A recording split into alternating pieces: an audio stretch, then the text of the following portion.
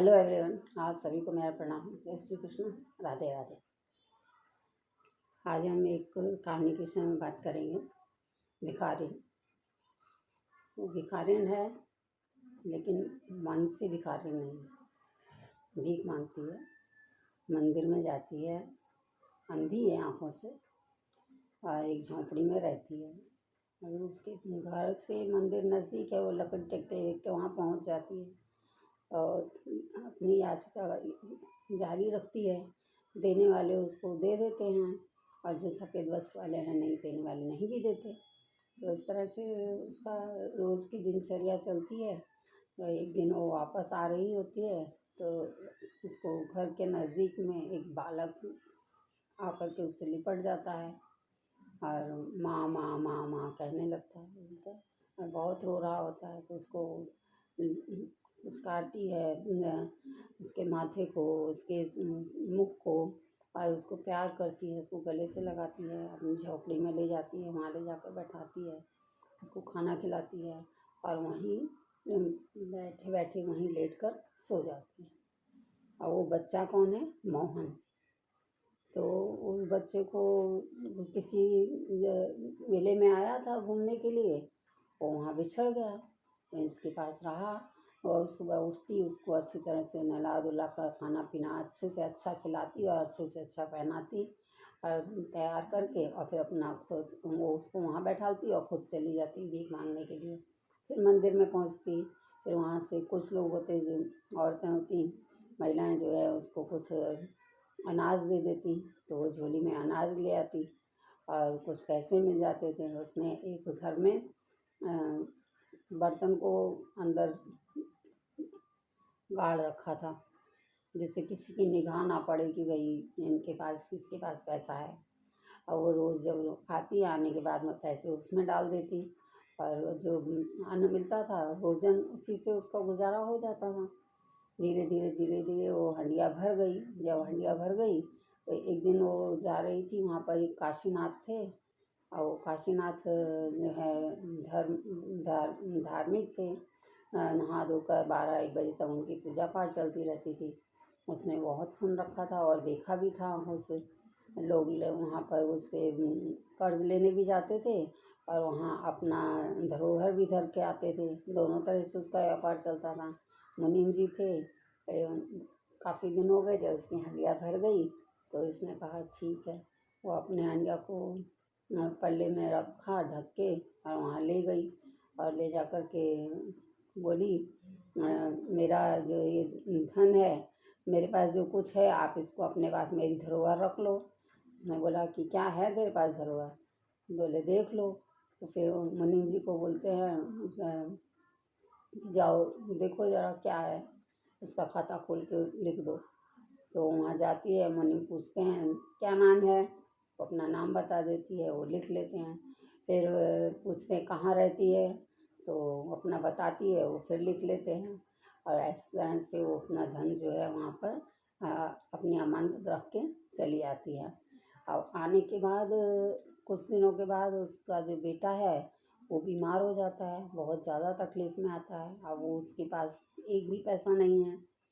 तो आती है और आकर के सेठ को बोलती है कि मेरा जो धन मैंने आपके पास दिया था वो मुझे उसमें से कुछ पैसे दे दो, मेरा बच्चा बीमार है, मुझे इलाज कराना है, प्लीज़ दे दो। मतलब वो रिक्वेस्ट करती है जैसे कि भीख मांग रही है। तो उसने अपना देने के बाद भी वो उससे मांग रही है कि मुझे दे दो, मेरा है तो भी वो उससे मांग रही है। तो कितना गलत लगता है। तो वो बच्चा जो है बीमार है लेकिन उसका इलाज नहीं हो पा रहा, उसको वो कुछ दवाई नहीं दारू दिला पा रही जिससे कि वो ठीक हो जाए। दवा नहीं है, इलाज नहीं है तो कैसे ठीक होगा। फिर बाद में वो एकदम हैरान हो जाती है।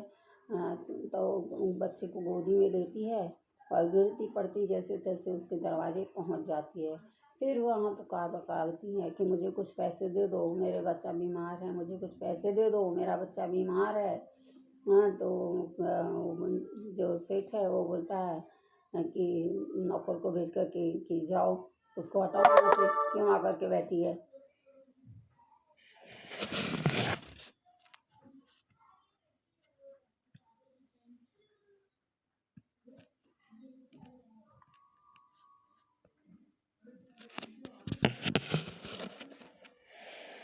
हटाओ यहाँ से, क्यों आकर के बैठी है। तो फिर वो क्या करती है कि वहीं बैठी रहती है, लेकिन वो वहाँ से नौकर आता है, नौकर उसको हटाने बोलता है, बहुत हटाने की कोशिश की लेकिन वो वहीं जम कर बैठी है, नहीं हिल रही। तो अचानक से वो बाहर जाता है और जाकर के देखता है उसके पास उसका बेटा, तो एकदम से चौंक जाता है, अरे ये तो मेरा ही बेटा है, मेरी शक्ल है, सब कुछ मेरा है। उसको जब बोलता है, मन में विचार करता है, उसकी जांघ पे एक निशान था, तो उसको गोदी में लेता है और उससे छीन करके और उसके देखता है, तो बोले हाँ निशान तो है, ये तो मेरा ही बेटा है। तो उसको वहाँ से उसके बेटे को ले जाता है और अंदर ले जाकर के लिटाता है। डॉक्टर बोलता है कुछ भी हो जाए मैं इसको कुछ नहीं होने दूंगा। हाँ, जब तक मेरा नहीं था तब तक उसके पास धन नहीं था, उसकी जो धरोहर थी वो भी उसको देने के लिए नहीं थी। हाँ, और आज बेटा बीमार है तो उसके लिए, उसको इलाज कराने के लिए चाहे कुछ भी हो जाए, कितना भी खर्च हो जाए, मैं इसकी प्राण बचा कर ही रहूँगा। तो इलाज कराते हैं, सब कुछ करते हैं, लेकिन उसको कुछ भी ठीक नहीं लगता, वो बीमार और ज़्यादा होता जाता है। फिर परेशान हो जाता है, फिर वो बोलता है कि क्या करूँ। फिर एक दिन बुढ़िया के पास जाता है और बोलता है कि मैं तुमसे भीख मांगने आया हूँ, तुम मेरे घर पर चलो, मेरे बच्चे के पास बैठो, मेरे बच्चे का ध्यान रखो, अपने बच्चे का ध्यान करो रखो, तुमको मैं लेने आया हूँ। तो वो बोलती नहीं मुझे नहीं जाना, मैं यहाँ ही अच्छी हूँ।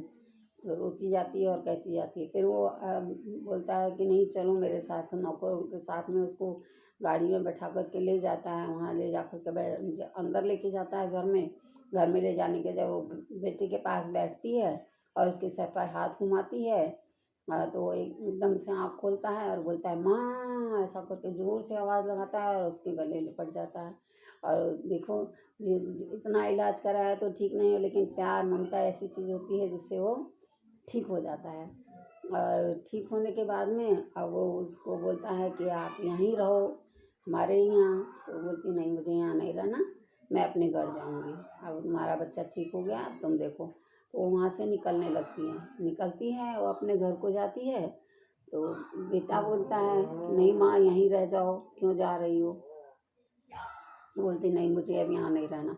तो मेरी धरोहर लेकर के और मुझसे मुझे ही भिखारन बना रहे हो। हाँ, बाद में वो खुद उससे भीख मांगता है कि मुझे दान में दे दो कुछ, मतलब अपने बच्चे की वजह से, वरना ऐसे तो कोई नहीं कहता कि मुझे दे दो। तो अपनी औलाद कितनी प्यारी होती है। तो मैं इसके माध्यम से कहना चाहूँगी कि बच्चे कहीं भी हों खुश रहें और किसी की चीज़ हमको नहीं चाहिए। अपनी धरोहर जो है वो आएँ और आकर ले लें। मैं तो नहीं भी पहुँच सकती, नहीं ढूँढ पाऊँगी, लेकिन आपको मालूम है कि अपना घर कहाँ है, आप आकर के ले सकती हैं और मैं साइन करने के लिए तैयार हूँ। जय श्री कृष्णा, राधे राधे।